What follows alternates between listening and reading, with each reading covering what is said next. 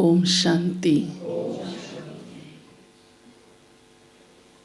हम बच्चे इस समय संगम युग पर एक लंबी मुसाफरी पर हैं और वो मुसाफरी क्या है? परम धाम जाना।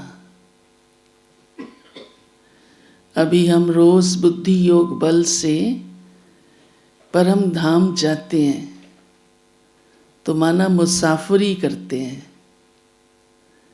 जब कोई मुसाफरी करता है तो उसे कई बातों का बड़ा ध्यान रखना पड़ता है, और वो भी जब ऊंची चढ़ाई हो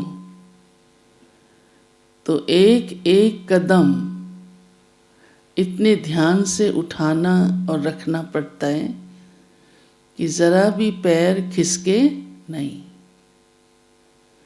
अगर खिसक गया तो नीचे आ जाएंगे, फिर कोई कोई मर भी पड़ते हैं। तो इस मुसाफरी में भी बाबा हम बच्चों को सावधानी देते हैं कि हमारा मन और बुद्धि कहीं भटके नहीं। उनकी मुसाफरी स्थूल है तो वो ध्यान भी स्थूल रखते हैं, हर बात का स्थूल ध्यान रखेंगे कि मौसम की तकलीफ नहीं हो, खाने पीने की तकलीफ नहीं हो, शरीर में शक्ति हो, कहीं हम गिर ना जाएं, मुसाफरी में कहीं अटक ना जाएं, या मुसाफरी में कहीं भटक भी ना जाएं। थोड़ा भी इधर उधर हो गए तो भी कहीं के कहीं पहुंच जाते हैं। हमारी सूक्ष्म है, मन और बुद्धि की है। बुद्धि कहीं भी भटके नहीं।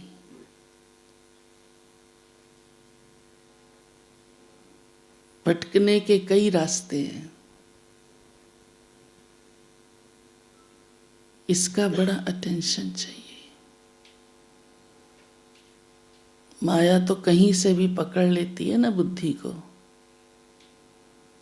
और मन भी बाप से लगा रहे, कहीं कोई आकर्षण में नहीं फंस जाए। तो बाबा ने आज कहा है कि बाप से ही अपना बुद्धि योग जोड़ कर रखो तो मुसाफरी सहज पार हो जाएगी। फिर कोई दिक्कत नहीं, कोई तकलीफ नहीं होगी, मेहनत भी नहीं महसूस होगी। दूसरा बाबा कहते हैं कि बाप पर कुर्बान जाओ, बलिहार जाओ, और उसके लिए एक त्याग जो कुर्बान जाने की नींव है, उसके बिना कुर्बान नहीं जा सकते। और वो बाबा हमेशा हमें रोज पक्का कराते हैं कि देह अभिमान को छोड़ो। देह अभिमान बाप की श्रीमत पर चलने नहीं देता। देह अभिमान के कई रूप हैं। 5 विकार भी उसी कारण से ही तो आते हैं ना। इसलिए श्रीमत का भी उल्लंघन हो जाता है। बाबा क्या कह रहा है और मैं आत्मा क्या कर रही हूं, तो कुर्बानी कहाँ हुई? इसलिए बाबा हम बच्चों को देह अभिमान से अलर्ट करता है, छुड़ाता है। और जो पाठ पहला ही बाबा ने हमें दिया हुआ है,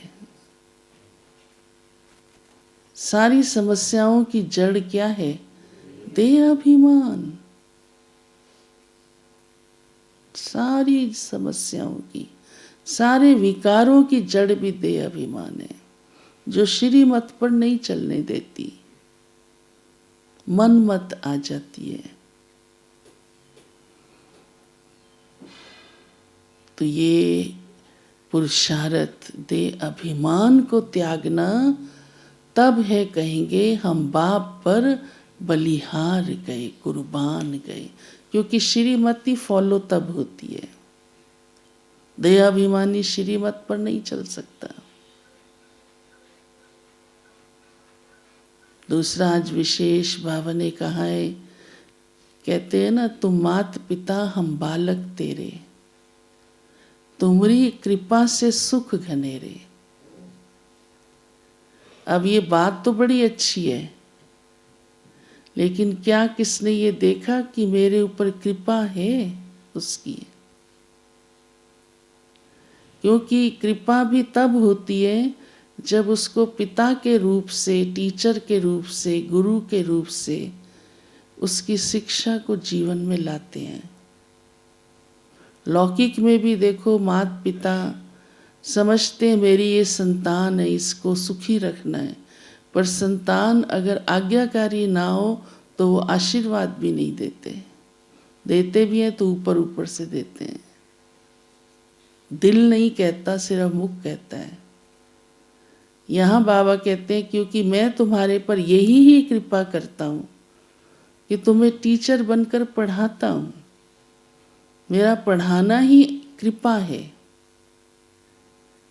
और मैं स्वयं भी पिता बन के भी, टीचर बनकर भी और सतगुरु बनकर भी, तीनों ही रूप से आप बच्चों पर कृपा करता हूँ। लेकिन बाबा की श्रीमत पर चलना पड़ेगा, कृपा होगी तब।